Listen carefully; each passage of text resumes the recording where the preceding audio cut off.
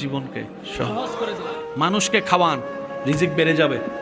দান করেন, নিয়ামত বেড়ে যাবে। তো যারা আমাকে ভালোবাসেন, আবদারটা কি? সেটা হচ্ছে কারো কষ্টের এতটুক কারণ হবেন না যে সে যায় নামাজে সিজদায় পড়ে আপনার নামে বদদোয়া করতে বাধ্য হয়। এই কাজটা করেন না, কারণ এক একটা চোখের পানি আল্লাহর কাছে বড় ডকুমেন্ট হয়ে থাকে। কথা বলেন না ভাই? রসুলের একটা হাদিস, রসুল বলছেন, তুমি দুইটা জিনিসের আমানত আমাকে দাও, জামানত দাও, আমি নবী তোমাকে জান্নাতের গ্যারান্টি দিলাম। ভাইয়া কয়টা জিনিস?